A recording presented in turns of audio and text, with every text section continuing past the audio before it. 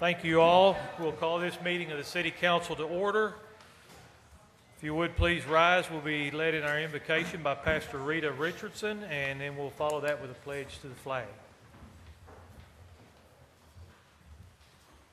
Let's pray. Dear Lord, tonight we begin by saying thank you. Thank you, Lord, for your many blessings you have showered upon this community. Thank you, Lord, for the wonderful quality of life we enjoy each day in Russellville and the River Valley. Thank you, Lord, for the men and women in this community who are willing to step forward and serve. Bless them and their families. Lord, we ask that you daily guide the mayor, city council members, and others serving in leadership positions in this city.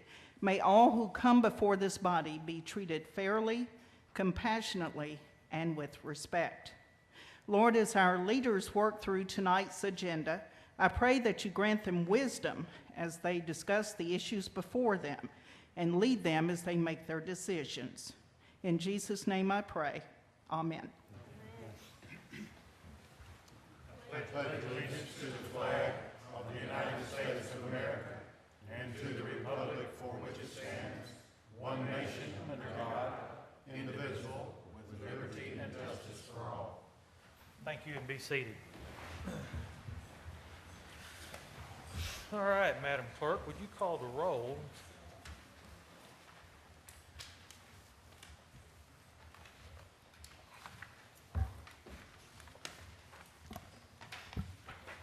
Mr. Brown?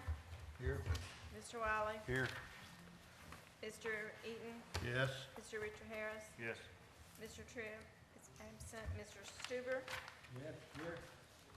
Ms. Freddie Harris? Yes. Mr. Westcott? Present. Quorum is called. We do have a quorum. That'll bring us to the finance report from Mr. McCoy. Finance report for the month of February. General fund revenues, $1,347,926, 7.5% above our year-to-date projections. Sales tax receipts were $832,104. Franchise fees and permits were $388,890. Expenditures for the general fund were February $904,832, 4.4% above our year-to-date projections. We have received $55,385 more than expended this month. Street fund operations, $118,660 for February. It's 11.63 below our year-to-date projection. Sales tax receipts were $371,424. New sales tax was $44,813. Street fund expenditures were $148,401, 0.53% below our year-to-date projections. We had no sales tax improvements expenditures or capital expenditures in the street department. Economic development revenues were $64,993, $61,292 was the new sales tax, $3,301 for interest. Expenditures were $19,375 for park equipment and on the depot park. Capital assets revenues $345,657, $341,910 was the new sales tax, $3,746 was interest. Expenditures were $282,392 for City Corp, the Aquatic Center, Fire Station, and the airport. Are you going to ask for questions? Ma'am? Are you going to ask for questions? Sure.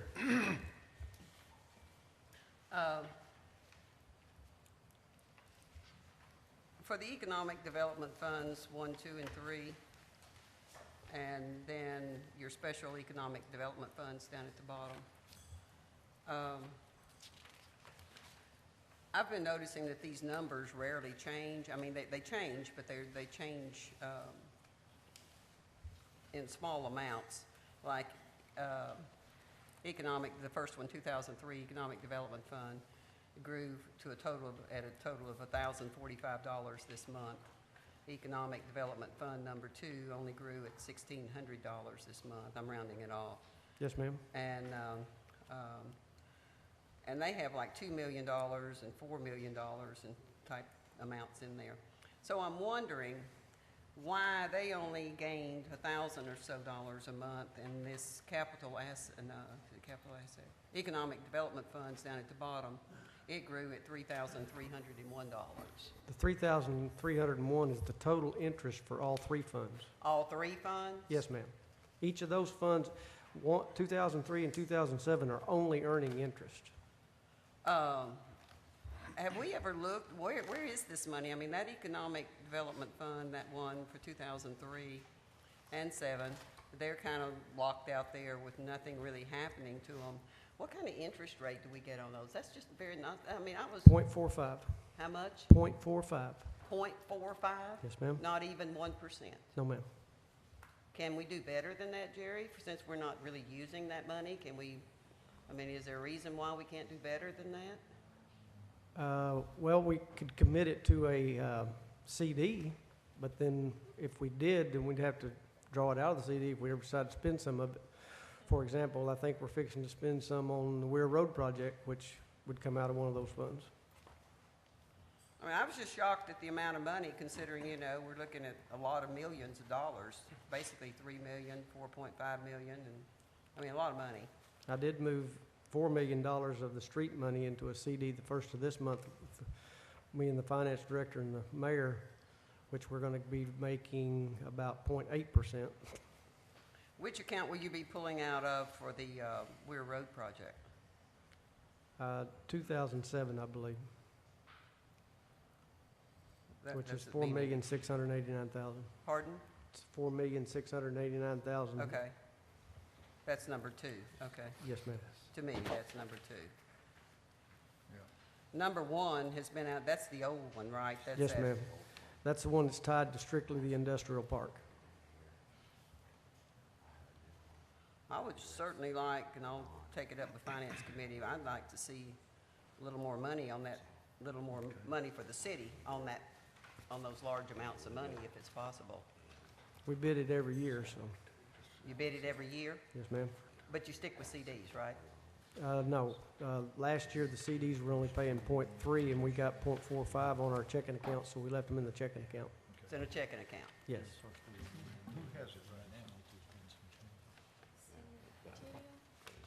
So on really, just to be clear, so on 2.5,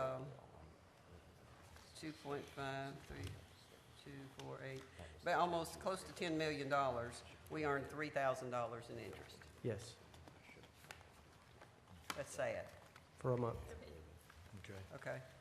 All right. Thank you. Any other questions? Thank you, Mr. McCoy. You bet. I'm sure everybody will be disappointed, but instead of the mayor's report today, let's do a special presentation. Okay. Ms. Graham and Mr. Lovelady and, yeah, Mr. Harris and Mr. Wiley, if y'all would all go to the podium, I believe we have a special presentation to be made.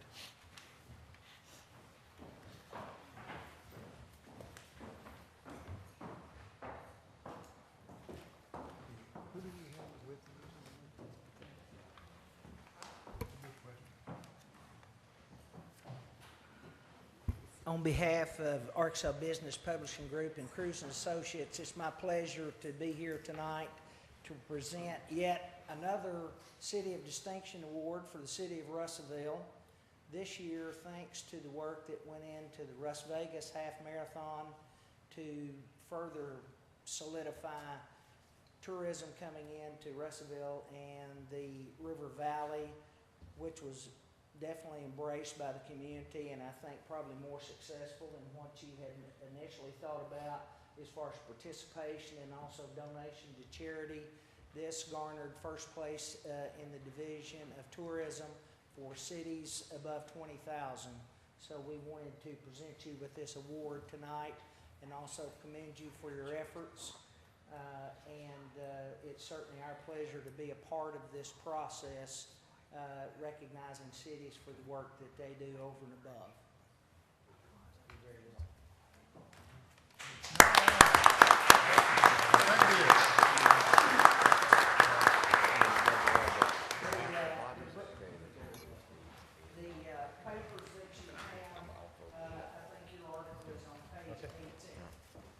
Good.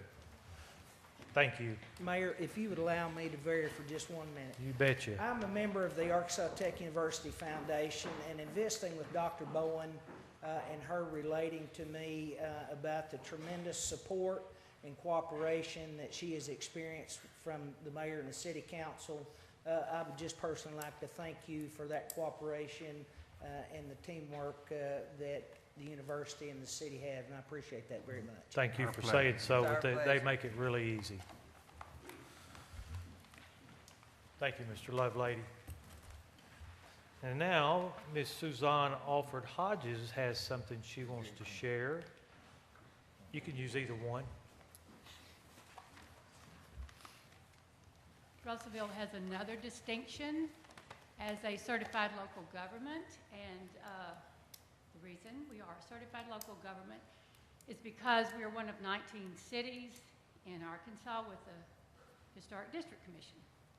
So, I have an invitation for all of you from the Historic District Commission and the Arkansas Department of Heritage.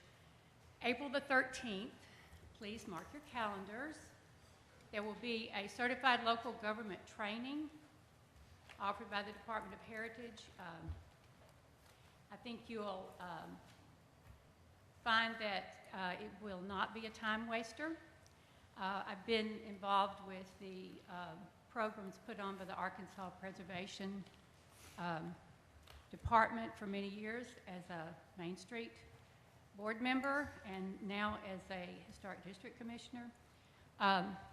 You'll learn a lot, and you'll meet a lot of people from the other cities who find historic preservation to be economically important for their cities, and you'll have a lot of fun. So please mark your calendars. It's 9 to 4. It's in Little Rock, and I'll see that your invitation lands in your boxes. So right now, we hope you'll, those of you who can, will try to attend. Thanks. Thank you. Any questions or comments, council? All right, then, for a department report, instead of one of the city departments, we've got Mr. Steve Mallett from City Corporation. Give us an update on the best tasting water in 3 states, Mr. Chairman. Thank you, Mayor. Always appreciate you pointing that out, and you always take the opportunity to do so, and we appreciate that.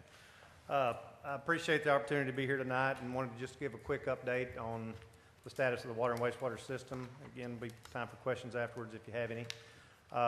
Huckleberry Reservoir right now is full with all the rain we've had, and it's in great shape for the high demand season. A lot of years we have to pump. A couple years ago, we probably spent $50,000, $60,000 in power cost pumping to fill it up, but that's not the case this year. So always glad to have enough water to get it full prior to the summer. And we have no operational issues at this time with the treatment plant or our distribution system. Just want to point out that there was a full-page article in the Courier probably a month or so ago about concerns about lead in our drinking water. There's really nothing to worry about there, but just with the news that we've had from other areas of the country that have been facing that, I wanted to go ahead and get out in front of that and make sure everybody knew that we don't really face the same problems that they do in Flint, Michigan and other places, and I pointed out all the differences in that article, primarily the age of our system, the type of pipes that we use. I'm not saying that there's not any lead in our system, but there's a very, very small amount, and we use a chemical that keeps that from allowing lead to come out of the pipe. So it's not an issue here, but just to make sure we do sample in accordance with Arkansas Department of Health guidelines, and we've been determined to have no issues with lead. I think we take 26 samples at sites that they determined would be the most likely to have any type of lead and copper that may, again, settle out of the lines and into the water. And of the 26, I think only 5 were even detectable, and none of those 5 were anywhere near the action level. So we've had that historically. They put us on a reduced sampling schedule because that we've never had anything close to being at that level. But we will continue to monitor it, and we've got plans to replace some of the old pipelines over the next few years to totally eliminate the possibility of that happening at all. And I didn't mention, but you can find that and more information on citycorporation.com if anybody's interested. To continue, the new water meters have been installed, and they were placed in service in October of 2015, so they've been online for about 6-7 months now. It does provide our staff with the ability to go in and monitor usage on an instant basis. Basically, we get readings from all 11,000 meters daily, so we can go in and monitor usage for conservation, leak detection, and we also have the ability to provide that service to our customer directly. You can go in, sign up for Ion Water, which is the software that the meters use, and you can see your daily usage, and you can monitor that. You can set levels to which if you get certain usage due to a leak or abnormally high usage, it'll send you a text and let you know, and you can go in and check and see that there's an issue. But we also monitor that. We have an exception report that we look at, and if we notice anything out of line, we'll actually give you a call as well and let you know. And in days prior, it may be 30 days before we'd read the meter, and so you'd have a leak for 30 days, and by the time you got notification that you had a leak, it was in the form of a bill of probably $200 or $300. So we have basically none of those anymore, and that makes my job a lot easier because I don't get the call. I always feel for folks that have leaks, but now we don't have to worry about that. One may slip through every once in a while, but the vast majority of them are caught by our staff, and again, you have the ability to monitor that yourself if you so choose. Again, this was paid for with the proceeds of the bonds, and obviously it also allows us to accurately determine our unaccounted for water, how much water is not actually being metered on a daily basis versus what we produce at our plant. And that's a picture of the analytical software on the right, a picture of our meter on the left. Again, you can see on an hourly basis how much you use. That's a good example. All of those bars from the midnight hours till 3 or 4 o'clock in the morning should be at 0. So that indicates that there is a steady leak of about 10 gallons an hour at that residence. So we would notify them, or they could notice themselves that they have a very small leak.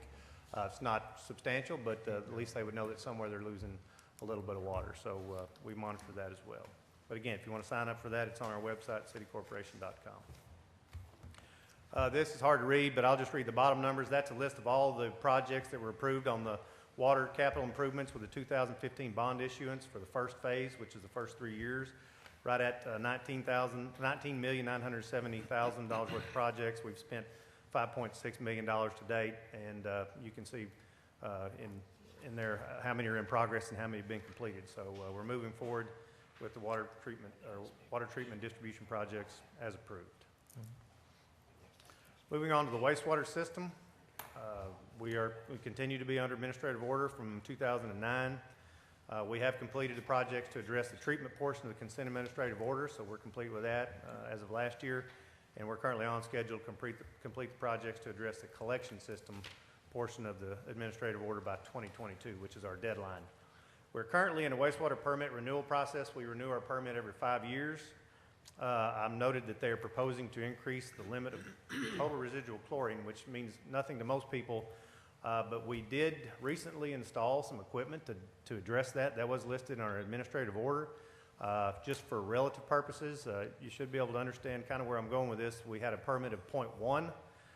The new permit is a 0.011. So unfortunately, the infrastructure that we just built that was approved by the same department is no longer able to meet the requirement that would be in our new permit.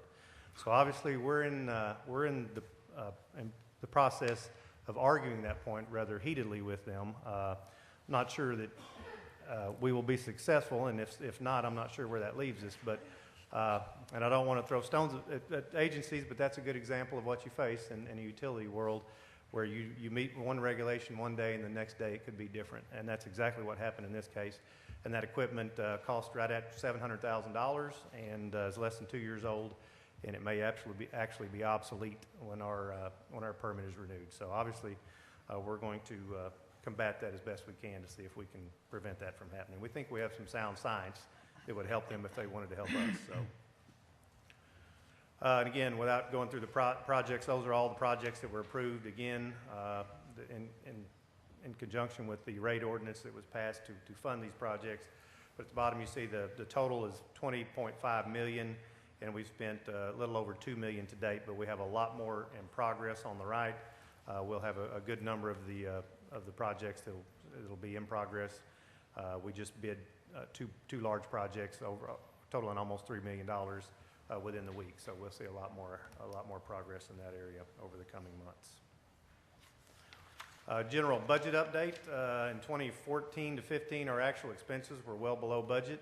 Last year, or so far this year, our expenses are trending at budget, and we're projected in 2016-17, our revenue expenses in line with the budget that was defined in our rate study. And that basically, the budgets as defined, projected in the rate study, are what will be sufficient to be funded by the rate increases. So in other words, as long as we stay at or within budget, at or below budget, we shouldn't be talking about any need for any additional revenues, and that's definitely been the case so far. So no issues there, no expectations to ask for anything different along those lines.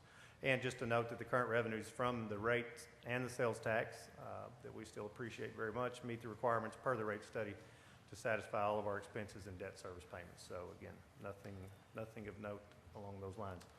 Last slide, other notes. We're currently working with the Arkansas Tech Emergency Management Department to develop a disaster response plan.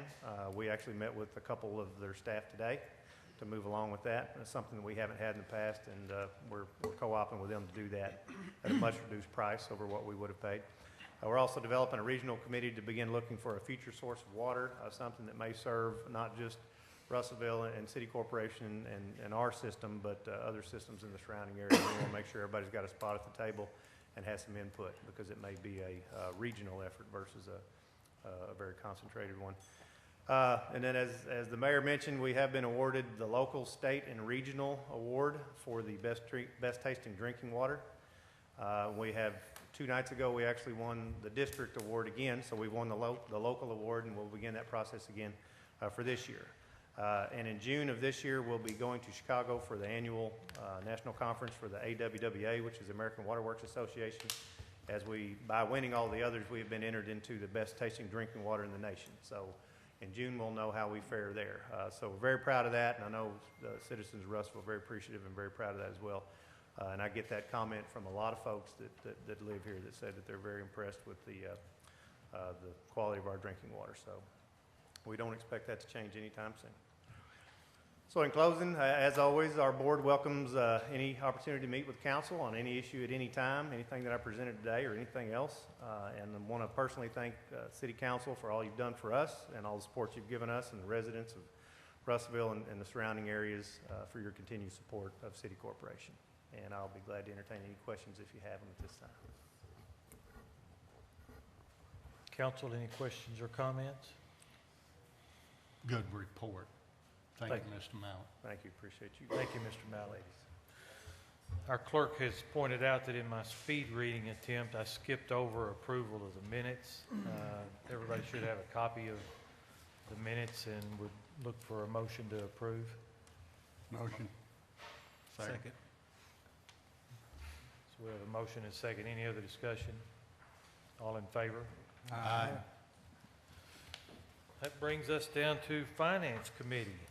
Mr. are you going to continue stepping in? Oh, yes. I'm thrilled to be able to step in at this point tonight. Thank you very much, Mr. Mayor.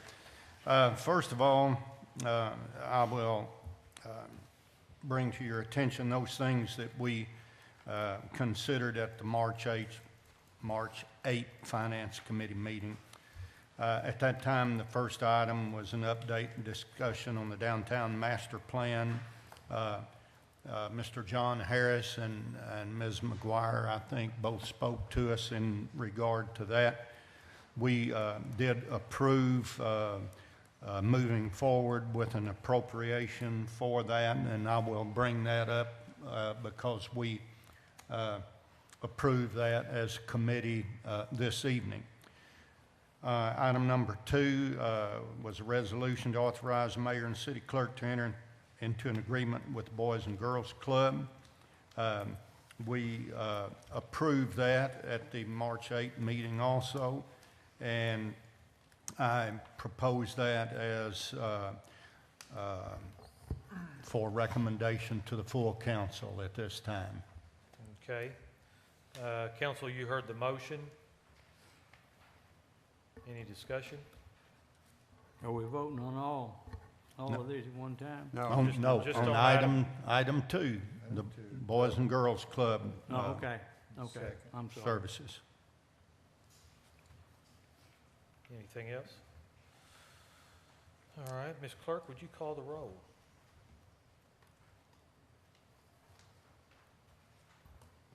Mr. Eaton? Yes. Mr. Wiley? Yes. Mr. Richard Harris? Yes. Mr. Stuber? Yes. Ms. Freddie Harris? Yes. Mr. Westcott? Yes. Mr. Brown? Yes. Motion carries. Thank you.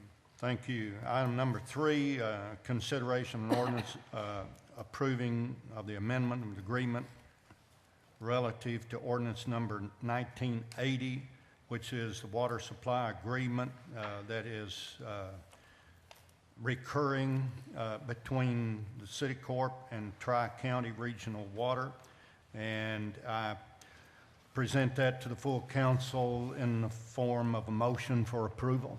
Okay, now, Tuesday, last week, seemed to be a few questions. Mr. Mallett's here tonight. If anybody has any, we can ask him. Right. All right. So do we want to entertain a motion to suspend the rules, or it's an ordinance, so 3 readings? I would also do that in the form of a motion as well to suspend the rules and let Mr. Smith give us a brief explanation of that. Okay, so we're voting now on the motion to suspend the rules. All in favor, say aye. Aye. I guess we need to call the roll on that, don't we? No? Okay. Mr. Smith? An ordinance approving the amendment to the agreement approved by ordinance number 1980, which approved a water supply agreement between Tri-County Regional Water Distribution and City Corporation 2007 for their purposes. This ordinance, if passed, would approve amendment to the agreement accepted by the city back when it passed ordinance number 1980, which was between Tri-County and City Corporation.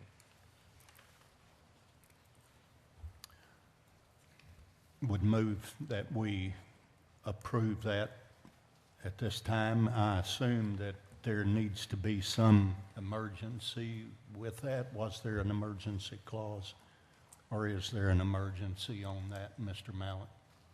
Not necessarily for us, Tri-County. Yeah, yeah, I don't think that would be appreciated if it's not quite necessary. okay.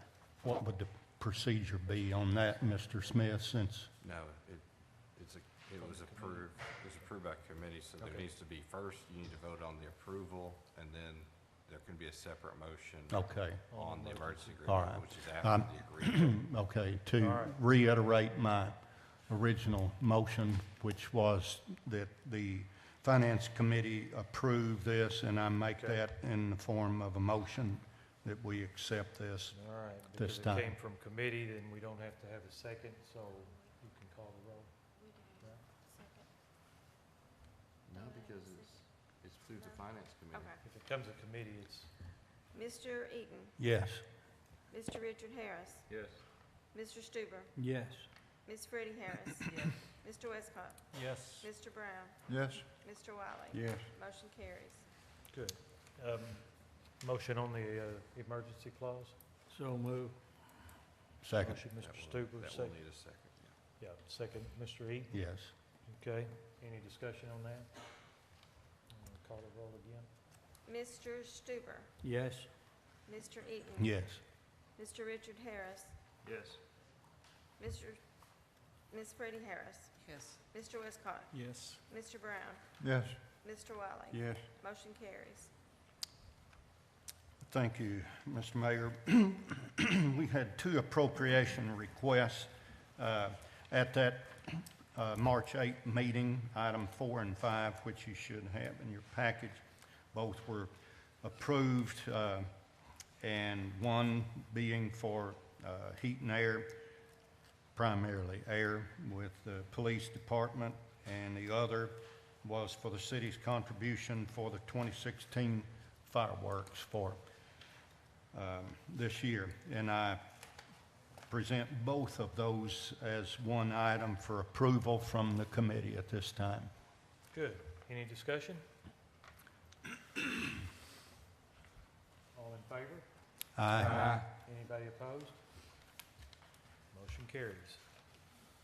Thank you, Mr. Mayor. Tonight, at the Finance Committee meeting, we had a number of items. First of all was an update on the Aquatic Center. I'm not going to try to completely rehash what I did earlier during the Finance Committee meeting, but to paraphrase that to some extent, and I think there may be some questions about that as to where we go or have a little further information on this. I think some of the council members would like to have that. And first of all, the committee met this week, and we had a revised guaranteed maximum price from Van Horn Construction. That price changed from $6,306,100 to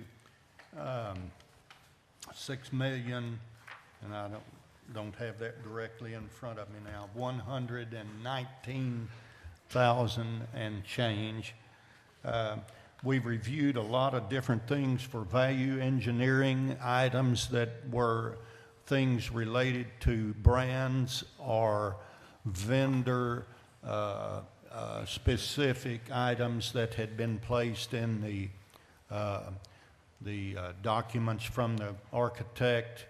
Some of those were there were recommended changes to some of those that would be of an equivalent to what was there, and would be at a lesser cost. There were a number of items that we approved, and the dollar amount in reducing that cost that we came up with or recommended was in the neighborhood of $89,000. Now, along with that, Mr. Hollis with the Parks and Recreation Department was to meet with the ETC, the engineering firm, today, and I understand that he did, and bring back some recommendations on some things relative to the pool construction and the lighting and things of that nature, where we may have some more savings in that. One thing that we did ask for that was not included in the guaranteed maximum price was a project contingency of $150,000. That will have to be added to the price. So what we basically expect is those changes that we recommended to reduce the cost, plus whatever Mr. Hollis brings back to us today, and a tax break that Mr. McCoy found when he was going through the documents, looking at those, will probably basically offset the things that we were able to come up with as recommendations to save, and it will basically be a wash. One of the things that was asked of us on the committee when we met with Van Horn and the architectural folks weren't there, but they were standing by telephone if we had questions, was a complete breakdown on the fees and so forth by the construction managing firm that we have. We do not have that at this time. Mr. Weisler was advised to provide that to us. Secondly, the breakdown of those things in consideration of value engineering are also to be provided for us, with those that we recommended changing and those that we did not. And all of that is supposed to come to you all, hopefully, by tomorrow, where we can scan that, send it to you for review and consideration, and then have a special call meeting sometime in approximately 2 weeks, give or take. There was some discussion about that tonight during the Finance Committee meeting, but it's spring break. I know some of you are planning on being away, and there may be some other folks that are part of this decision-making here that we need to visit with that may not be available right away. But if we get all this information, get it to you, and you have an opportunity to consider it, we should still be on target for getting started with this if everyone is agreeable, basically within the time frame that we had most recently indicated that we would. So are there any other questions in regard to that item right now? I guess my question is, are we gonna get this breakdown of the fees? Is that coming tomorrow? I'm hoping that it is, and I will call the construction firm on that to verify that that will be coming along with this other form. Well, there's several pages to this other form, but along with that. Now, are there some specifics that you want me to include in my conversation in regard to that? Well, I think there need to be a breakdown of all the fees related to personnel, you know, how much, I mean, this job is more of a time and material job than it is a bid job. I mean, basically, in my opinion, that's what it is, a time and material job. And we were told early on we were going to get all that stuff, and every time you ask for it, you know, it's forthcoming, but it never comes. You know, and I think it's time it gets here. Okay, so your recommendation is that in my conversation there, that we get a complete breakdown for the various levels of personnel who will be involved in the supervision process of this. You know, I've seen pamphlets around that general contractor, I mean, that from places that had all these breakdowns in it from these various construction firms. I mean, they had all the cost in there, you know, how much they paid the job superintendent, how much they paid office personnel, how much they charged for rental equipment, and everything was in there. And personally, I think we have a right to see that. I agree. I understand. I will communicate that, and it will be my strong suggestion that we receive that when we receive this other form that you will be forwarded, which is value engineering items post-bid. Okay, thank you. Mr. Eaton, I believe at the last meeting, they did provide a breakdown that included the cost that Van Horn had and will be charging us, but it wasn't to the level that Mr. Stuber is requesting at this time. So there was a breakdown that did include the charges and fees associated with their services, but it wasn't to the level that you're discussing tonight. Yeah, there was, but a lot of it was grouped together, like you say. Okay. I will see that gets provided. If that is not to your satisfaction, please let me know and we'll go forward with something else. Thank you. You bet. Any other discussion on the Aquatic Center? Second item, update and project cost of the new central fire station, and I'm going to ask the mayor if he will speak on that. I am not up to date at this point in time. I can confirm the plans are complete. We contracted with a local person with contract knowledge to review the plans for constructability and cost accuracy.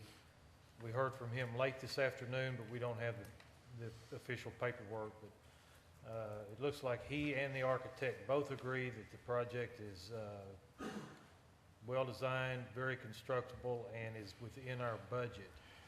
We'll try to get that information printed out and sent out by wire to all the council and then we'll see if we can work out something for a special meeting and probably give y'all a chance to go on item 1 and item 2 and see where we can move it forward. Thank you, Mr. Mayor. Any other questions? Is that gonna be next week? Possibly. We will try to get a consensus of those here and see deadlines from those who are supposed to be presenting us information, how that will fall into place, and then we'll go from there.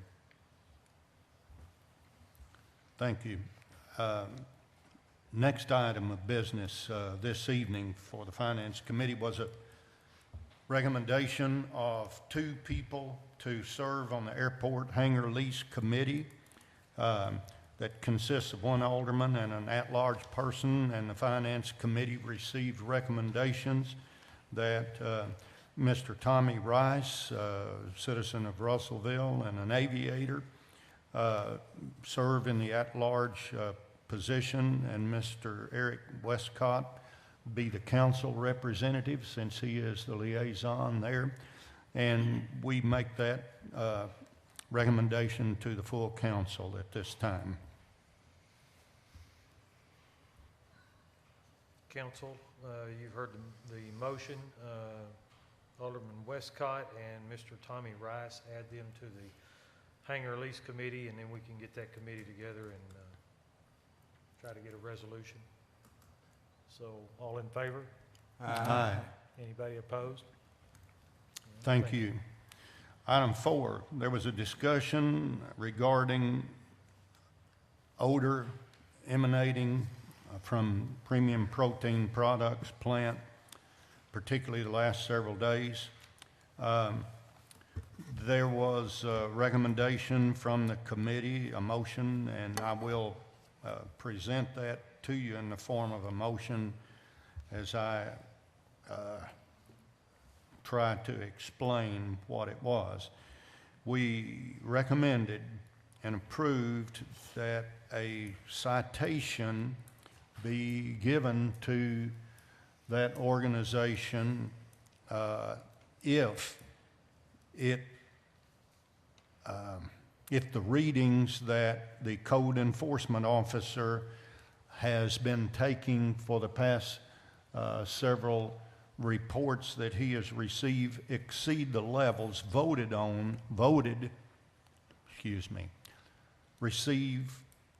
exceed the levels noted in our ordinance and regulations that we have in place in regard to that. And the second part of that is that the manager from that organization be present in person here at our April 21 council meeting. And if those readings exceed that there will be a citation given to that organization as part of that. And I present that to you in the form of a motion at this time. Discussion. Yes, discussion.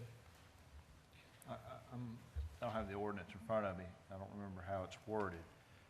But I'm a little curious as to why the council has to approve the citation if the criteria established in the ordinance has been exceeded. Is this because we're trying to force code enforcement to do their job, or is that part of the ordinance? Or I'm a little confused why this motion's before the council at this time.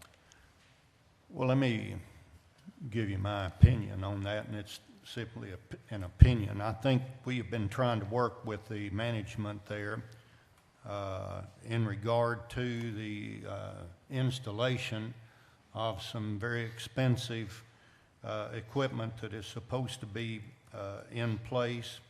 And I don't know that there is a deadline on that, which gives us some pause, I think.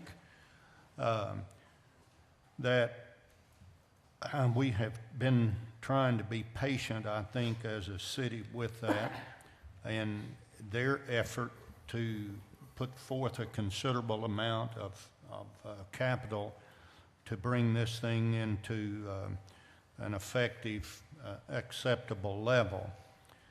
However, We have not reached that point yet, or the plant has not reached that point yet.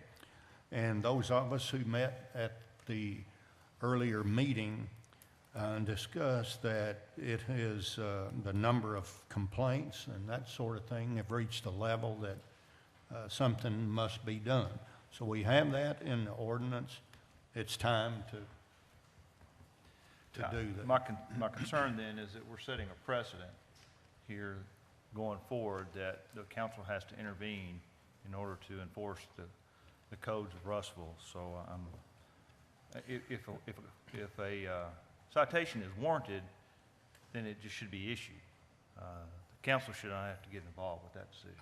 I agree 100%. Mr. Chairman, can I ask Mr. Smith, do you have like some guidance or recommendation you could share with us? If we go down and cite them next week, does that mean we're going to court? And if we're going to court, what do you think the outcome is going to be, given all you know about? If they're cited, then it's going to go to district court, and then I'm not sure if you'll have an open dialogue with them in April. That's the only concern. But yeah, if you cite them, then basically it's going to be going to court, and then we'll have, I figure the ordinance will be challenged there, and we'll have a day of litigating the ordinance, whether it's valid, and if it's valid, did they violate it? And if they violated it, then they'll be found guilty at that point of violating the ordinance. Let's be optimistic and think that they'll be found guilty. Is the fact that they're known to be working on their stuff right now, do you think that's going to affect it? Do you think they're going to be fined? What do you think we'll get? That's they will be fined if they're found guilty. Okay. And they have 30 days to appeal to circuit court.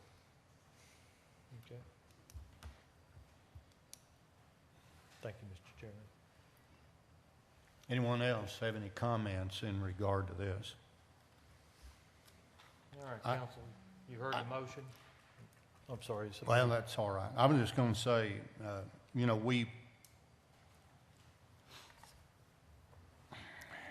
we've reached a point where we established an ordinance to deal with this. And our tolerance at that point had been exceeded, and that's why we wound up with that ordinance.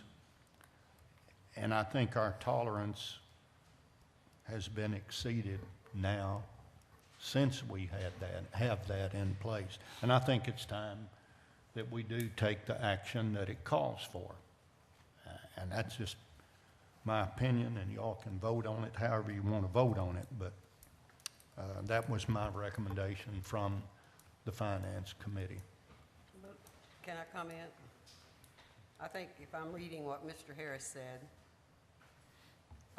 it raises the question with me, since this is already an ordinance, why we haven't acted on it and why we're treating them special. I mean, do we do this with every ordinance, every law we pass?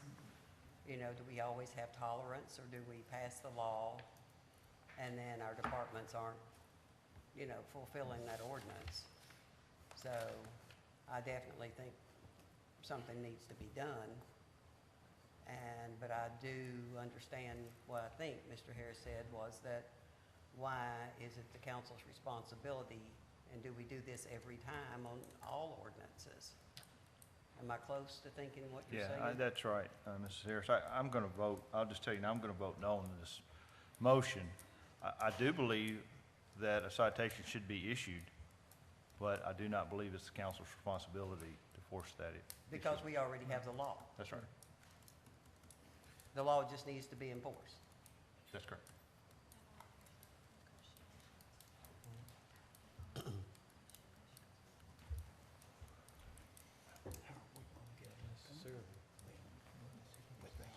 Okay, so we have a motion, everybody understand it, and you want to call the roll, Ms. Clerk, or? Can I say one more thing? Sure. Where does this leave us because I agree with what Richard Harris said, I really do. The law is the law. But if we don't do this tonight, is code enforcement going to go through their readings and go ahead and write them a citation without us voting to tell them to do it? Are they on some sort of a hold? They're not really on a hold. I think they would confer with Mr. Smith and see if we're likely to get the outcome that we're all anxious to get. There's been some concern if we take them into court, it's district court, it's, there's always, you never know what your outcome is going to be. They're liable to say, well, they're spending millions of dollars trying to fix their plant, and the judge is liable to just say, hey, they're doing the best they can, Well, we've we had don't a know. precedence, though. We will have acted upon our own ordinance. I'd be happy to start to, let's tell them as soon as they get a reading, hit them. That's what the council wants to do. Do they have any readings to date? Several today. That qualify for the citation? I think early on, they had a couple of different instances where they were way up high, and they wrote them a letter of, Mr. Smith, they wrote them some kind of a letter, and basically it gives them 10 days to respond, and their response was, here's our plan to fix it. He gave them the letter, I think, is the notice of violation, and he's issued that. I know he took readings today. I don't know the results of those readings, but if they exceed the threshold, then a citation can be written, and I'll confer with them about that. And after today's complaints and stuff, it seems warranted. Of course, I'm gonna have to kind of agree with Mr. Richard Harris over there. We passed an ordinance, and that ordinance is in effect, and if, you never know how court's gonna turn out until you get there, until it's over. And, it seems like we're just, Spinning our wheels. spinning our wheels, sitting around waiting until the time gets right. When's it gonna get right? It was right today. Well, that's not what I'm talking about, Wiley, but Well, I certainly appreciate the department head's concern for getting the city caught up in legal maneuvers, but, the council made a decision, passed an ordinance, and the ordinance just needs to be enforced. Without us voting on it? That's correct, sir. I don't know why we are arguing it. Me neither, let's vote. Well, let's don't vote. Well, Oh, yeah, vote it down. I don't know that anybody's arguing. This was proposal by the three of us on the Finance Committee at the time, because we felt like that's what we needed to do to move this thing forward. Right. Now, we've had further discussion. It can be voted down or whatever, but something has to be done, I agree. period.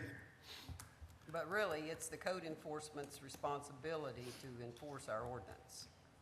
So everybody gets citations all the time. Okay, enough said. All right. We all know. I know. Can we vote on this, Mr. Mayor? We can, if everybody's through discussing it. Let's go. Any other questions or comments? All in favor? Aye. Opposed? No. No. Thank you. I'll certainly take the council's input, and we'll try to come up with something in-house. I appreciate you voting the way you did. So, All right. anything else? Yes, there's several other items. Thank you. Unfortunately, we do have them. Item 5 and item 6 this evening and 7 were all tabled regarding need for other information. Item 8, consideration of ordinance to waive competitive bidding to relamp Pleasant View Park ball fields. That was approved, and I present that to the full council in the form of a motion. It is an ordinance, so I assume we will have to ask for a roll call vote, Ms. Is 9 with that? I was just fixing to suggest that we put 9 with that. we combine those. That's the appropriation. We can do that, yes. Yeah, but Okay. I'll need a suspension of the rules Yeah. for the first. Consider putting it Okay. separate. Is it, because one of them's an ordinance and the Okay. other's an All right. appropriation, it's, Kathy thinks it'd be better. I'm sorry. Work on eight Ms. first. Collins thinks it would be better. It's okay. So first, we need a motion to suspend the rules on 9. Motion. Second. Okay, we got a motion and a second to suspend the rules and read one time by title only. All in favor of that motion? Aye. Any opposed? Okay, Mr. Smith. An ordinance waiving competitive bidding authorizing the city of Russellville to execute an agreement with Musco Sports Lighting LLC for replacing the bulbs at Pleasant View Park and a company installation service and for other purposes.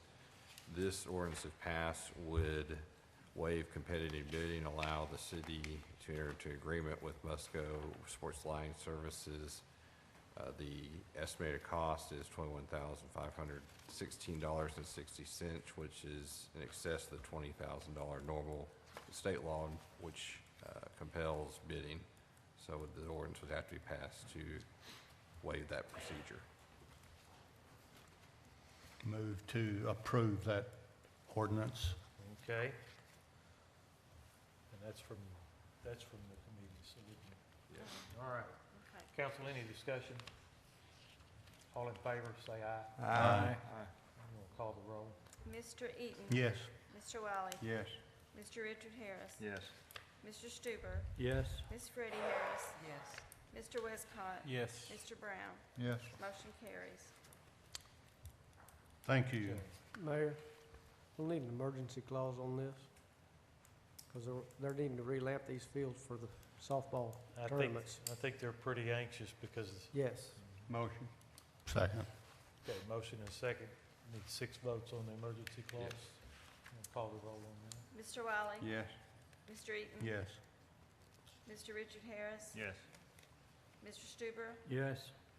Ms. Freddie Harris. Yes. Mr. Westcott. Yes. Mr. Brown. Yes. Motion carries.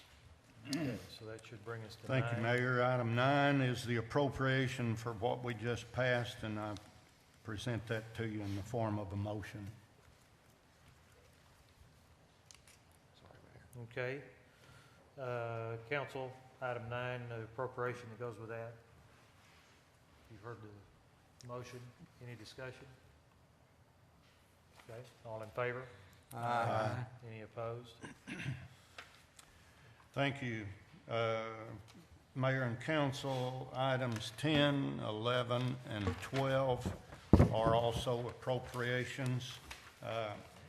And for the downtown master plan update, the island landscaping in front of the courthouse, and to seal the bricks on the outside of City Hall. And I combine those all into one motion from the Finance Committee for your approval. Okay, council, you heard his motion on 10, 11, and 12. Any discussion? Yeah, that item 10, is that, does that have to do with, that Walker Collaborative that's gonna update the master plan? Yeah. Yes. It was recommended when it was When we, first presented that every 5 years or so you had it updated, and there's actually been quite a bit of change, so. That's where the bulb outs and the crosswalks came from, right? Right. yeah, Let's That was vote on these premise- separately. presented by Mr. John Harris to us the other evening, so, yes. Any other discussion? All in favor, 10, 11, and 12? please say Aye. Aye. Opposed? No. Just have the one no. You good with that? Very good then. Mr. Mayor, that finally completes my report from the Finance Committee. Thank you Thank very you. much. Chairman Stuber, anything from personnel? Mayor, we have nothing to report tonight, Thank you. so we move on. That'll bring us to unfinished old business number 1. Ordinance amending the zoning code for sidewalks. This is a 3rd reading.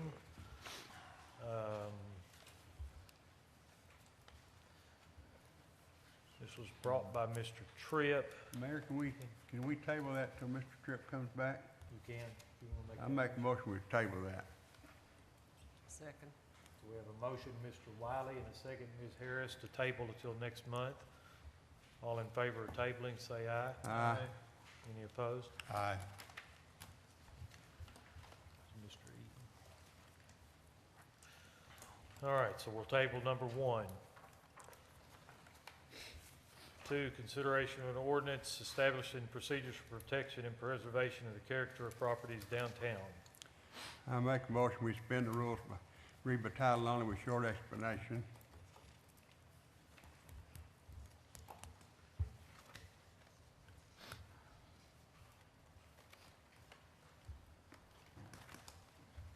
We have Second. a motion I'll to second. suspend, second, Mr. Harris. We're voting now on the motion to suspend the rules. All in favor, say aye. Aye. Aye. Opposed? Okay.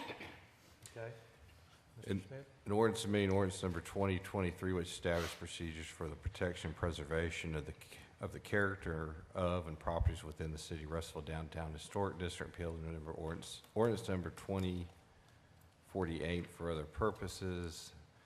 This ordinance, if passed, would set out procedure for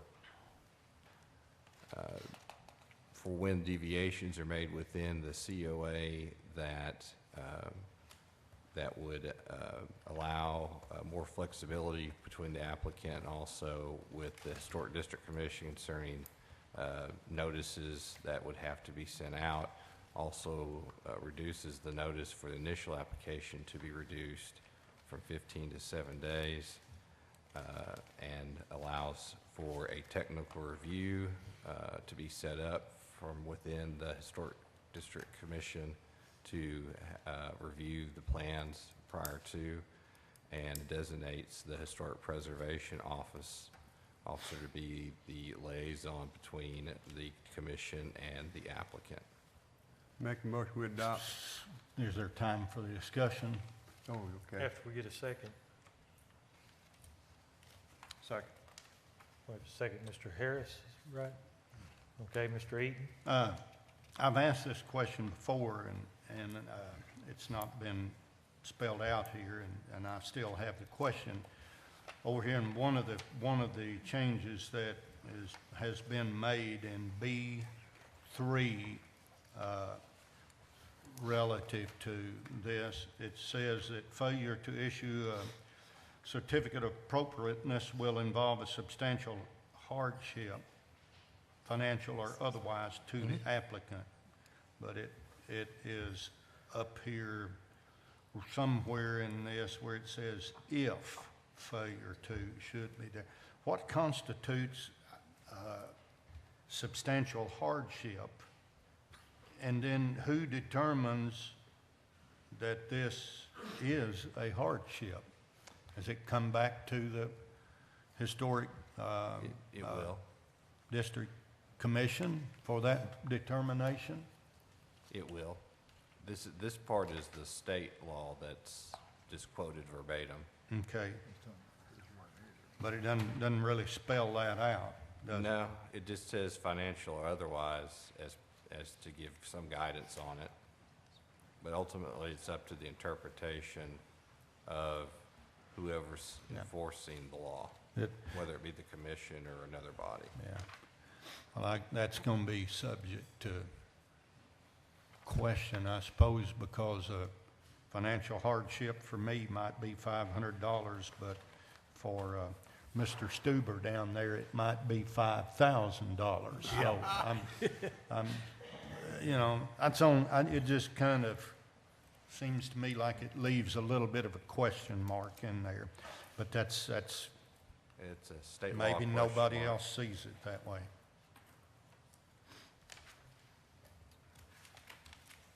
Anything else?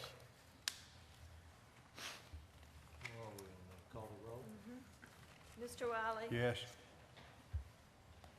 Mr. Richard Harris? Yes. Mr. Brown? Yes. Mr. Eaton? Abstain. Mr. Tripp's absent. Mr. Stuber? Yes. Ms. Freddie Harris? Yes. Mr. Westcott? Yes. Motion carries. All right, that motion carries. I turned my page and got lost. I believe we're on old business number 3, the ordinance, third reading of ordinance on record call service. Chief Humphrey, you still where you were earlier? Think we'd be best served to table? Tell me where I was. You were thinking maybe it would probably be best to table and work out a couple of more details, because last I heard, but it's up to you. I guess it's up to the council, but I'm sure they'd appreciate your opinion. I think that we have a number of people that are representing the towing companies that this affects. They may or may not want to have any comment tonight. Okay. We've had discussions this week ongoing, and then we had some prior to the meeting, floating around in here talking to different ones. I think we've got this pretty much worked out, except for what the fees will be for the non-consent towing.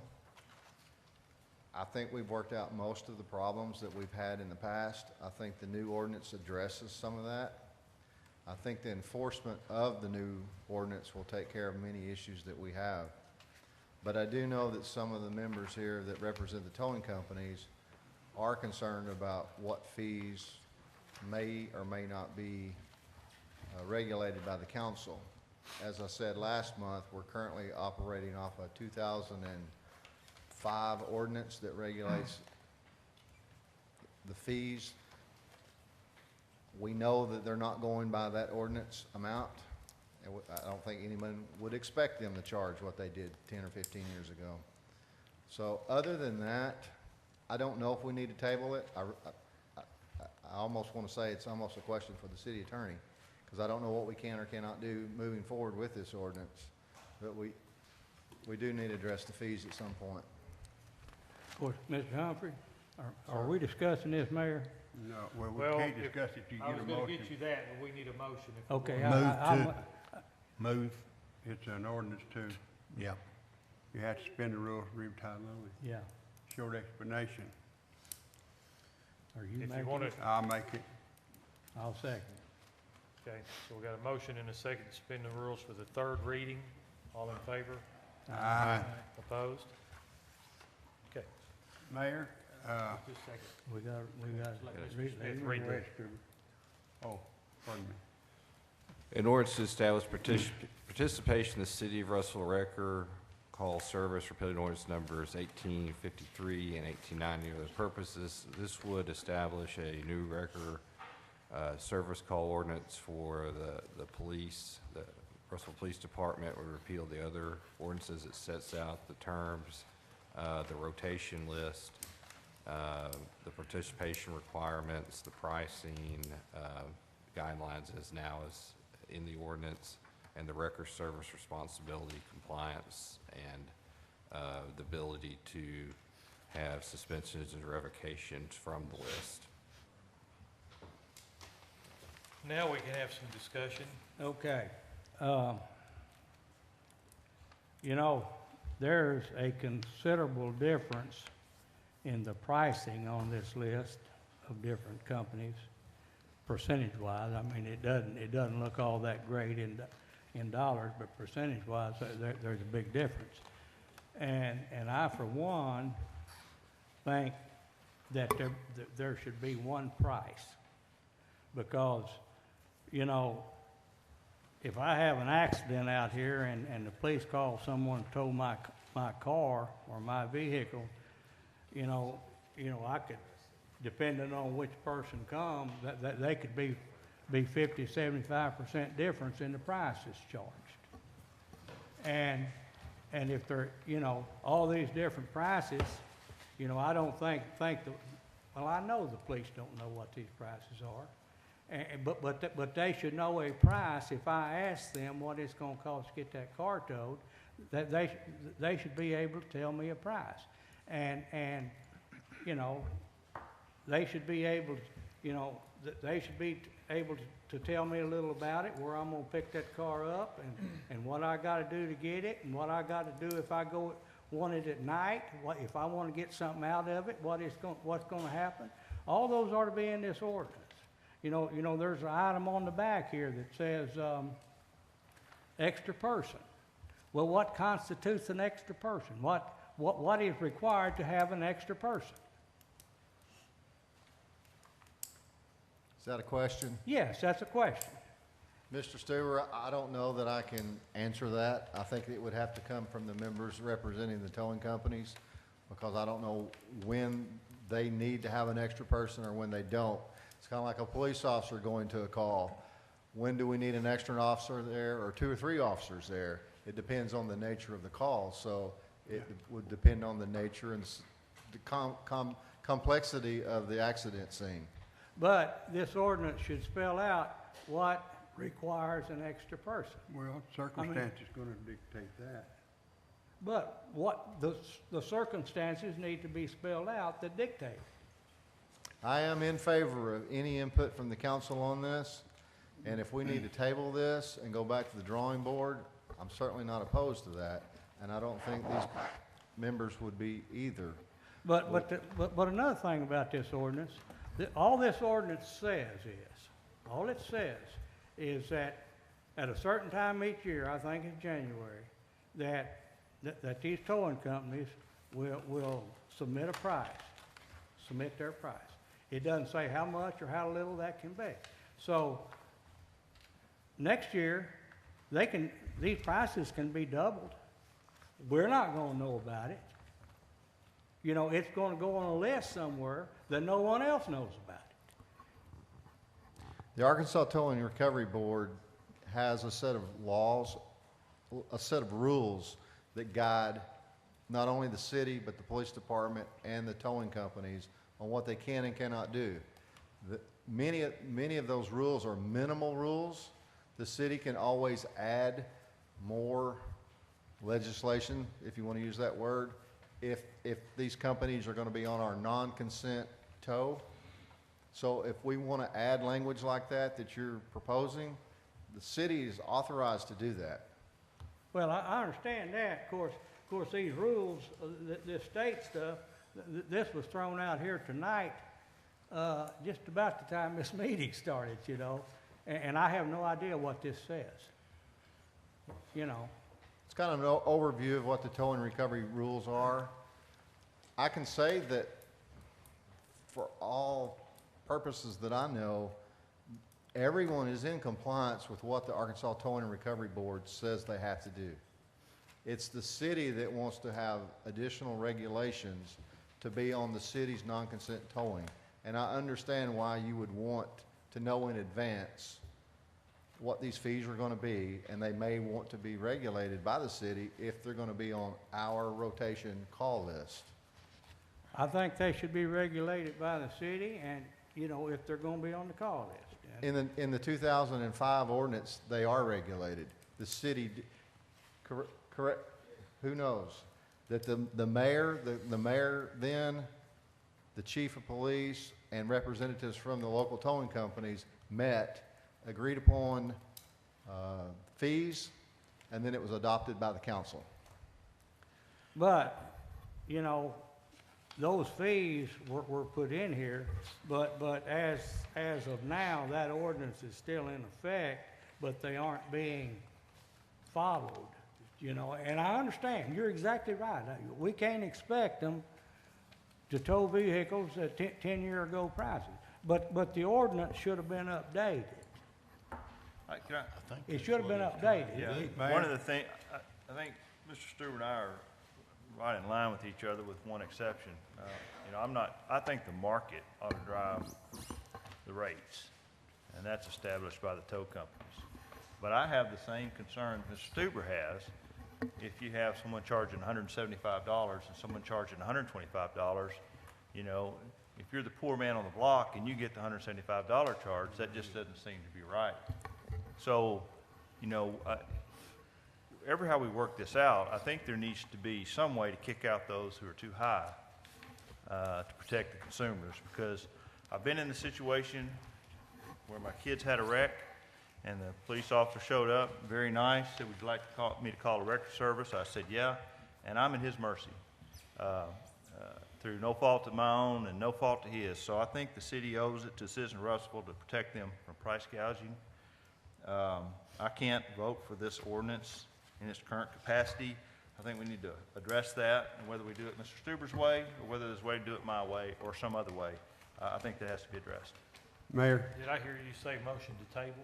Mayor, I think it's what we should do. And I'm willing to do that. We got to figure out where we're going to go from here. We'll be here next month doing the same thing. I think we need to table this, and I think the council needs to get together. And I've got some numbers in my head here that we need to start at for the day pickup and the night pickup, and I think they'll be fair to everybody. But I'm not going to say what they are tonight. I'd like for the council to get together and come up with the numbers and let the council do the numbers. And I believe we can come to a fair number, and I'm going to make a motion to table this. I'll second that. We have a motion for Mr. Wiley to table and a second for Mr. Westcott. All in favor? Opposed? Thank you. Mayor, Appreciate all of you guys coming, and we'll continue this discussion. that's between my now and- question. How are we going to continue forward with it? What's our next step? Well, I may have to get Mr. Smith to explain it, but we technically, when you table, you can only go to the next meeting. Yeah, right? we'll, So, We need to work. we need I, to, I don't want to speak for Mr. Stuber. I'd be willing to meet with you, Chief, and whoever, and try to work something out for language. Mr. Wiley he said he had some ideas, so, you know, if those guys want to join me, we'll get together, set up a time, have a meeting, and see if we can hash this out and present it to the council next month. I believe we can. now that'll give us time to look over these new guidelines that may be coming out. I mean, is that something, Mr. Eric Hodges dropped this stuff off before the meeting, and this is new guidelines. Could this potentially change what we're? Okay.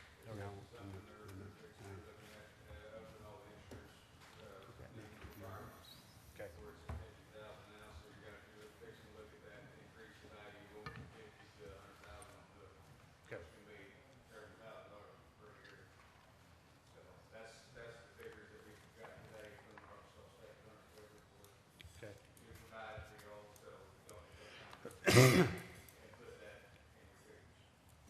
So we got a motion to table and a second. All in favor? Opposed?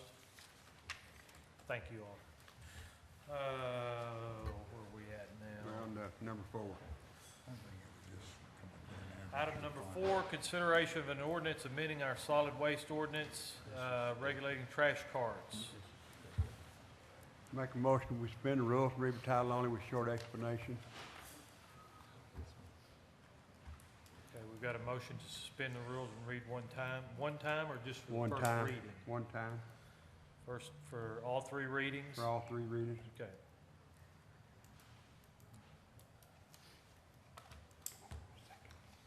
Do we hear a second on suspending the rules? I'll second, as long as we have discussion. Yeah. All right, so what we're voting on is suspending the rules for all 3 readings. We'll call the roll on that, or just voice, okay, by voice vote, all in favor, say aye. Aye. Opposed? Aye. Maybe we better call it. Maybe you better call it. Mr. Wiley, Yes. Ms. Freddie Harris, Yes. Mr. Eaton, No. Mr. Richard Harris, No. Mr. Stuber, No. Mr. Westcott, Yes. Mr. Brown. No. Say motion kills. Okay, so the motion to suspend the rules fails, takes 6 votes. Does somebody have a motion they would like to enter for another way to deal with this?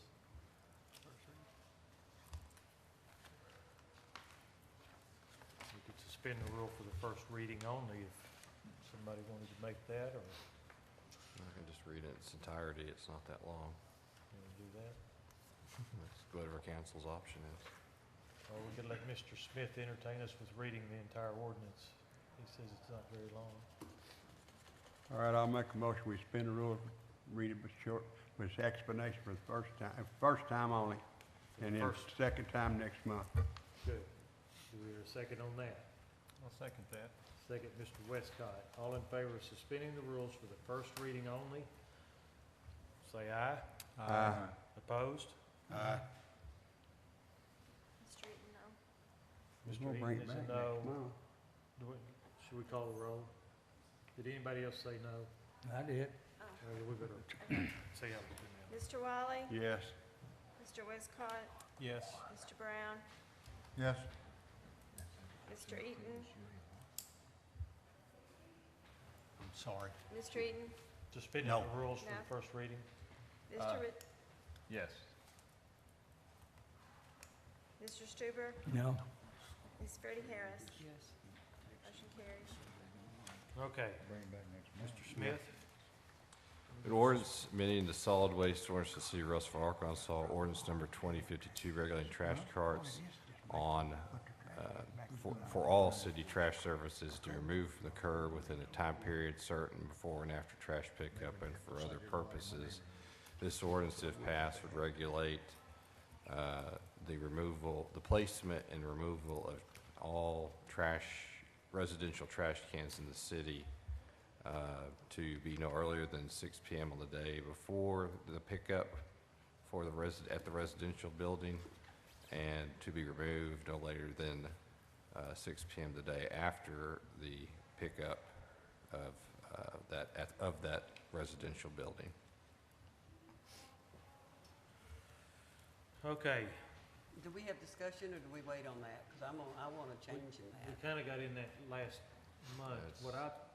Can I suggest that we have Mr. Tripp put this on the finance agenda for the first finance meeting, and that way we can have it. Apparently, not everybody's on the same Well- page, usually running it through committee. I guess I've got That's, a crazy question here, Mr. Mayor. Why in the world would this have anything to do with the Finance Committee? Well, because it has less to do with personnel committee, and we don't have any other standing committees. Well, can I just say what we bothers are, me isn't it? about Yes, it? ma'am.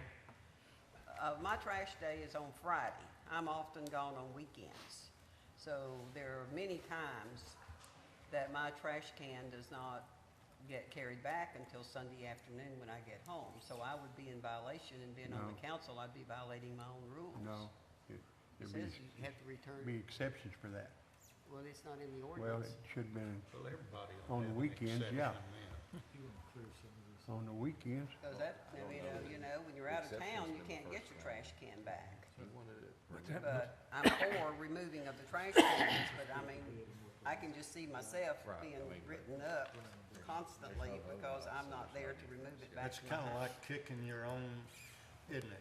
I mean, it's a selfish move on my part, but that's the problem I have, but I would like to, I wish we had some control over the trash cans. They're awful, the way they're left out. But if Mr. Are we- Wiley can throw that in too. Are we in discussion on this, Mr. Mayor, or Mr. Smith? Can we discuss this? Well, I ask No. permission. We really shouldn't be, but it can be sent to a committee or a special meeting to discuss Oh, and Lord. iron this out, but Okay, sorry. there's no need to discuss it because it's not up for approval tonight. Can I ask you a question? Yes. to But me- let's let Mr. Eaton go first if he had a thought. And Oh, then- that's all right. You through? I Okay. just, no, Mr. Westcott, I've then. got too much to say. Okay, and Mr. it would Westcott, be then. considered discussion.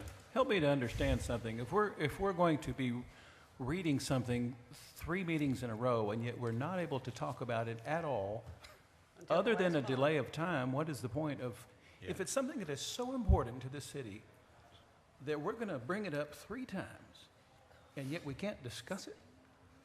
To me, that is absolutely ridiculous. We're not asking to vote on anything. We're just all trying to get on the same page. Is that not permitted?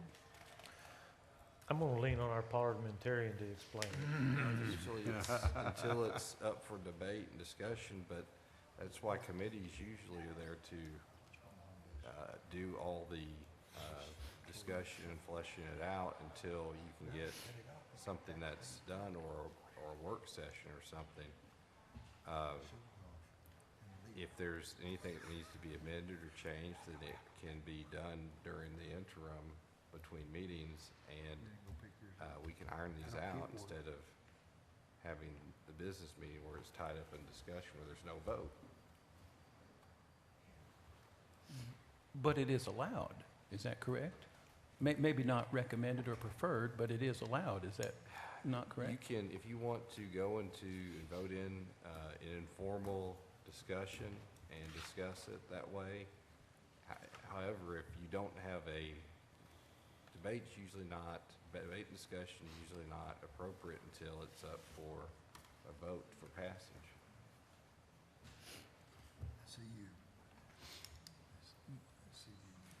But it is allowed, is it not, for us to discuss, not that we're debating or going to change anything about this, just for future reference? It is allowed that we talk about it?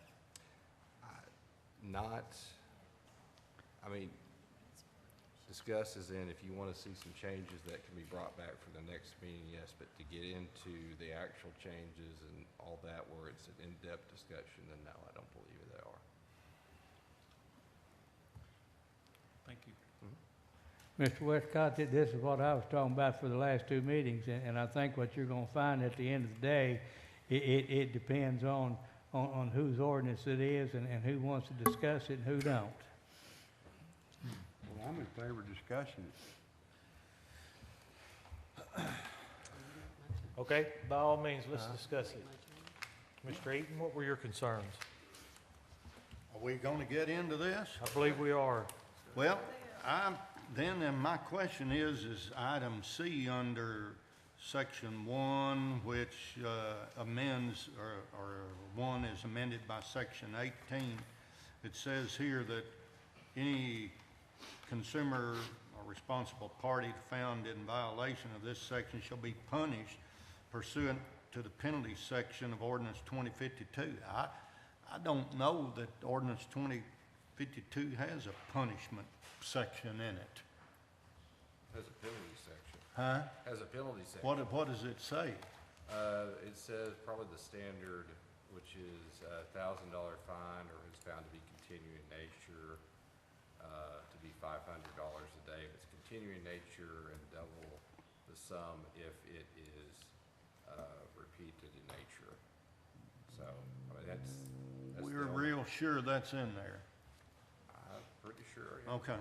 Well, I didn't think it had anything in there, but I didn't read it 100%. I just think we could handle this better if we just put some notices in the paper or talked about it and encourage people to do what they should be doing as responsible citizens. But I know there's a lot of people out there, undoubtedly, that aren't responsible citizens, or they would do this. But, boy, I'd want to see us collect a $500 fine on somebody's trash can not being brought back to the house on time. That's a little steep. You know, since we're discussing this, I'd like to say one thing. You know, in the beginning, there was a little opposition to this trash pickup by the city. And you know, that didn't last long. It all went away. Things has been going pretty good over some years now. And I see no reason to open that back up and get people upset again. None whatsoever. You know, Mr. Brown and I live out there pretty close together, but I think if we passed this ordinance, you'd have to cite everybody out there in that neighborhood, a lot of them twice. Well, Stuber, the reason I brought this was I had so many people to call me, and when I'd meet them on the street, they'd tell me they'd get something passed that they have to move their trash can from the curb. And I've got 4 people across the street from me that their trash can's been out there for 9 months, and they don't move them to the back or to the side. And so I said, I'll bring it to the council, see what happens. I mean, I can live with it or without it. It doesn't matter to me. We've got Since we're talking, it does state that in the ordinance, It does. Mr. Smith, pull it up. It does. And if we're going to follow our ordinances, we better start citing people for leaving their blooming cans out there then. What is the, again, am I going to be before Judge Bourne on a regular basis? What time frame? What is the allowance for leaving your trash can out? I too have taken phone call after phone call regarding this. I think we all have. And it is a nuisance to neighbors who pick up their trash cans, carry them back, in their yards. But, if someone's gone, I mean, I don't know what the time frame, Well, yeah, I think And that- before, when I talked about this and talked with code enforcement about it, again, they came back with me and said stuff like, every day in town, there's a different day for picking Yeah. up the trash cans. So tracking that and how long is out there is a problem. But the ongoing, 2 doors down from me right now, there's empty trash cans. It's been out there now about 2 or 3 months. It's an empty house. They moved out, and there's no one to push them back. I've started to stop and move them back myself because it annoys me every time I go by. But I think we definitely have to give more thought to just citing people that may go on vacation and their trash cans sit there, on occasion. So there's a difference in never doing it and occasionally doing it. I don't know. But again, if we have an ordinance and if we're going to enforce one ordinance, we have to get on board, guys, and we have to start enforcing all of our ordinances. We tend to be making a lot of exceptions. It's my opinion. But Mr. Wiley's assured me he'll get his language better on how long. you I'll can go leave them over it out with there. him. Anybody else? Of course, if we're gonna move trash cans back, there's an ordinance out there that says you can't have boats and all kind of stuff like that in your front yard. He's already enforcing that one. Out there in my neighborhood, I think that's a sign of prestige to have a boat in the front yard. But, if we're gonna, I'm done. Well, I started to call the question, but there's no motion on the floor, so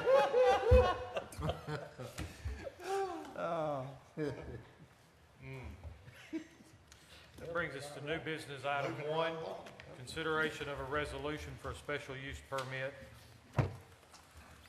on North El Paso. This has been postponed until next month. At Request of their the request. petitioner. That brings us to item 2, consideration of a special use permit from Shane Cantrell with Combs Home Builders. Mr. Cantrell signed up to speak. Would you like to address the council now?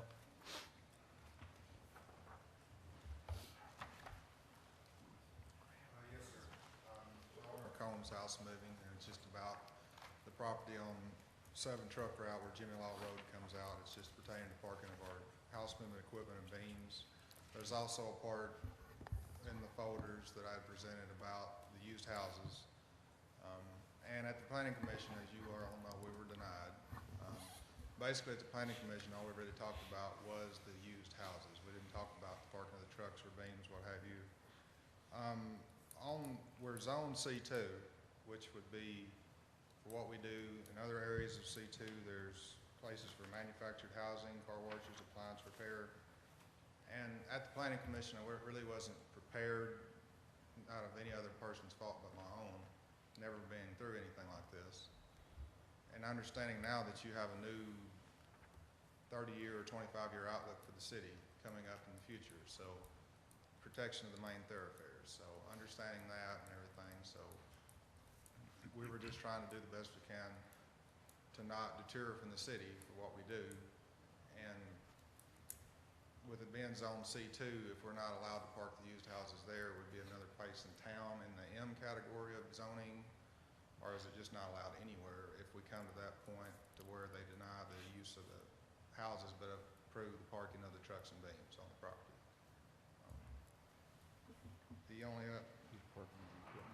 and also on the time of the houses parked, if 90 days would be too much, would 30 days be a breaking point to say, well, it might be an option, or is it just completely not allowed? So that's basically why, besides the folder, is what I had to say. Mayor, didn't we suggest that this goes back to the planning board? That was the discussion considered Tuesday night. I make a motion we send this back to the planning board, because he's got different plans now than he had whenever they first voted on it. And I believe Mr. Eaton was in favor of that. Was he in favor of it enough to second your motion? I think he I'll might second be. it. All right. Then Mr. Wiley and Ms. Harris recommend we refer this back to planning so they can consider the additional information. Any other- And answer your questions. Yep. Okay. Any other discussion? All in favor? Aye. No. Opposed? Who was, Mr. Harris says no. Anybody else? Me. Who was me? No, Mr. Eaton is opposed. Bill and Mr. Let's call the roll. Okay. Yeah, let's just do it to, Mr. Wiley? Yes. Ms. Freddie Harris? Yes. Mr. Eaton? No. Mr. Richard Harris? No. Mr. Stuber? Yes. Mr. Westcott? Yes. Mr. Brown? Yes. Motion carries.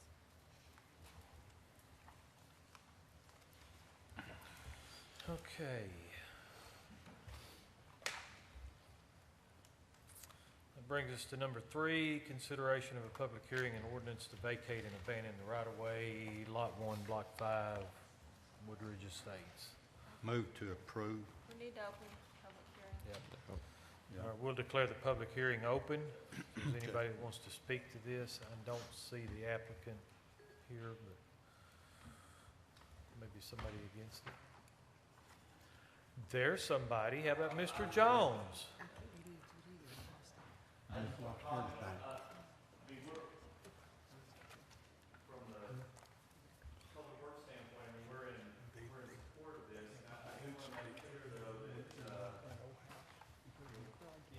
That you make, I would request that you, I'm not sure if it's in the ordinance right now, but there needs to be a provision for this property to revert to a general utility and drainage easement as the right-of-way vacates. But that would be my only request.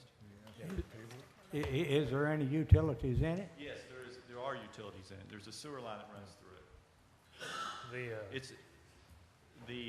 What we're doing is it's a street stub out, and it's the last half of that street stub out past the existing driveway, so it wouldn't affect any ingress, egress to any of the property owners adjacent to the right-of-way.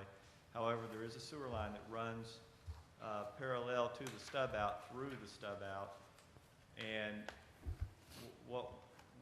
my request would be is that any motion include provisions that vacated right-of-way revert to a general utility easement.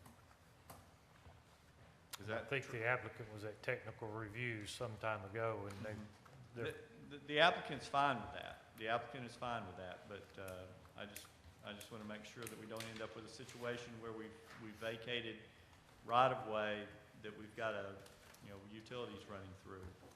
I know there's a sewer line. There may be other utilities, but I know for a fact there's a sewer line. okay. Anybody else want to comment? Yeah, I'd like to comment. I normally don't. Do I need to close the public hearing? I normally don't feel like voting to close streets or alleys or whatever, but on this particular instance, that street's going nowhere. It's a little stub out there, 100 foot long, plus or minus, and it's going absolutely nowhere. And it would be in the city's best interest to vacate that, and they won't nobody be hollering about it and fix it. That, when we're going to comment, that's another one of these streets in town that was stubbed out with the intention and at the direction of making that a connected and through street into the subdivision that followed that. And the city didn't follow through on that again, where we have traffic bottlenecks in that part of our city. And so now we're back dealing with something else related to the fact that we didn't do our job. So we need to consider all these things when we go through these subdivision recommendations and street closing recommendations and whatnot.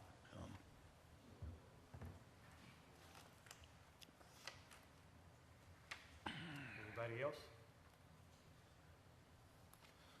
Hearing none, we'll close the public hearing. Move we suspend the rule and read one time by title only with a short explanation. Second. Council, you heard the motion to suspend. All in favor, say aye. Aye. All opposed? An ordinance vacating and banning parts of a vacant right-of-way in Lot 1, Block 5, Woodridge Estates, Phase 4, in the city of Russellville, Arkansas, and for other purposes. This ordinance, if passed, would vacate the street and the aforementioned property or legal extension, which is further attached as Exhibit A to this ordinance. Move to adopt. Second. Now, does it include that item as Mr. Jones suggested? No, Yes. I do not have that in there. Well, we need to include that before we pass it. If we pass it, we're just sitting on our thumbs. I will have to go back and do it knowing that this information, and I can put that in there. Well, I would rather we table that until that be included, or we're gonna be up the creek with the. Can the motion not be made that it be vacated subject to? Because it's an ordinance, no. No, an ordinance. Resolution, yes. All I've got was what they initially submitted to the planning commission, but if you can give me what the utility needs, I can go back and do that and have it ready for next month. I would prefer that, Mr. Mayor. Just give, that way we're precise, that way the utilities will precisely be reserved. A precise thing instead of just some, we got an easement there, but we don't know what it is.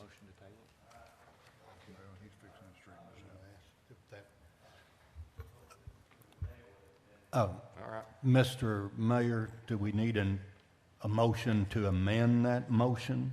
Who was the second? Mr. Smith, or? Just motion to table. Okay. It'll supersede your motion Well, to approve.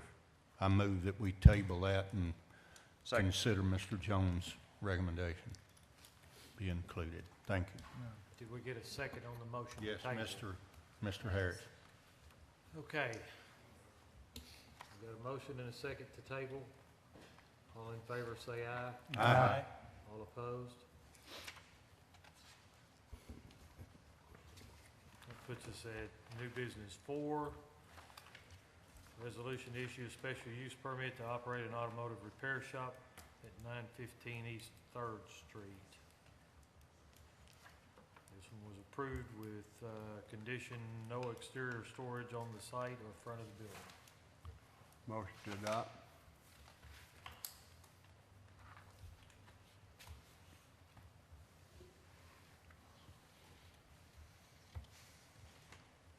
I'll second that. Thank you. Motion and a second. Discussion. Mayor? Mayor?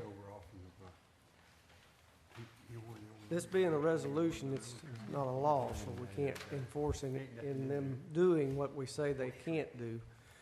We passed one of these a year and a half ago over on Elmira across the street from the Arvest Bank.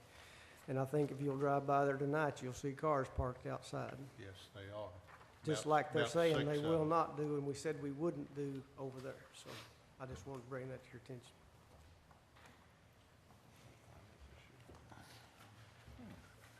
Any other discussion? Well, yeah.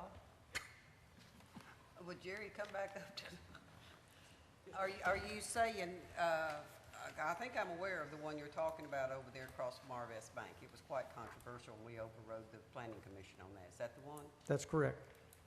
There's a, It's not the car lot now, it's an automotive shop in the Behind, other. on the back, and they came before us, and they said they would not park any cars outside. That's correct. And we believed them, and we Yes, went ma'am. along with that. And we listened did a to their- resolution, which we have no ramifications to go back and, unlike an ordinance Once where we we can. pass this, it is the way it is. If they start parking cars out, they're not violating anything. Yeah, it says it with conditions. Right What are here. you gonna do with conditions? It's not in law. So you abide by conditions. I don't think you can do anything. I mean, Does that fall under code enforcement? It Mr. says Attorney? revocation. Boy, they're gonna be loaded up, aren't they? I'm just saying that we did that. I don't, Jerry's doing a good job, I was gonna continue. Yeah. It just says here, if failure. On behalf of the petitioner, Michael Gilbert, we are presenting this. I can assure you, if you ask him to move those vehicles, he's going to move them. That's the way he is. He didn't even know he was in violation. When he found out he was in violation, he called me first of all and said, "Dave, I need some help." So I didn't even know I was in violation, and I'm scared. He didn't sleep for 3 days. I said, "Don't worry about it. We'll take care of it," because of the area that he is in. You know, there's nothing there, you know, to interrupt. But, and I mean, that, to keep anything, any storage there, I mean, that was fine. He was okay with that, you know, with what you suggested. But I'm telling you, I assure you, if you knew the man, you knew his reputation, he would do anything you tell him to do. And you know, I'm quite sure this gentleman has a lot of integrity and will do what you say. You know, we had an individual stand before this council not too long ago that wanted a tow truck company in our downtown area and said that they assured us that they wouldn't allow us to put cars out there. But you know what? Property gets sold, transfers hands. And when this council passes these resolutions, these ordinances, we don't put the name of the individual on that title that I said they were going to do that. We change it, and it's permanent. So we got to protect the city from not only your client, but anybody who comes along behind them. And I think the council really needs to consider that when they start taking people's words for, "I'll keep it cleaned up." Now, I was told at one time, special use permits do not transfer. Is that, Trey, is that true? What's that? Special use permits do not transfer No, they'll to stay. new ownership? Do they? They'll stay. Okay. I got this, here in section 2, and look below 8, it says failure to abide by condition as set out in special use permit shall result in revocation of special use permit. That sounds fair to me.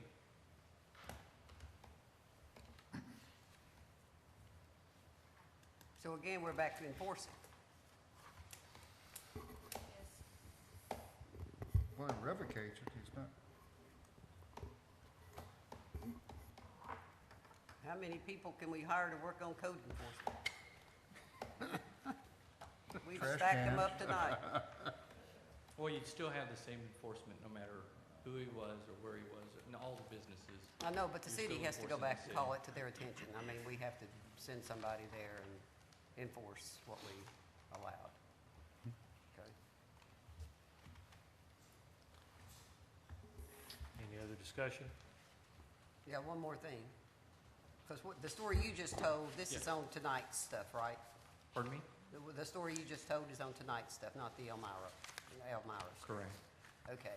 Is that the same wherever I was, maybe at the planning commission, I'm not sure, but the owner of the building said that he would guarantee that, I think you were there.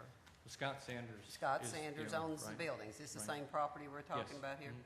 He owns almost the entire block but one business. And then we also had the pastor of the church that was there, and he was not opposed. He was across the street. And then I think there was a letter from one of the other landowners that said he was not opposed to it either. Of course, it's on 3rd Street, and then you have the railroad. There's nothing back there. I have to say, they did a good, clean presentation to the planning commission on that one. It's not like it's on 4th Street where it's highly visible. Well, I'd be concerned there. knowing Scott Sanders, he'll keep his word. Yeah, he'll keep his word. And Michael's just renting it. He operates his main business at Trucks Unlimited, but he's grown with his reputation, and now that he has both of his sons working for him and another man that's been working for him for a while, he needed a second location, and this just happened to come up. And it's nice that it's a big, large bay. There's another bay in the back that's about to open up, and he's going to rent it as well so that he can put everything inside. And I think that's the way everything is right now, it's inside. He's done my vehicles for years in our church. Do you recall how this was passed through the planning commission? Was unanimous? I think Mr. James, our planner, said it was kind of an over-glorified business permit. He didn't see the use for it, but he knew that you had to do it.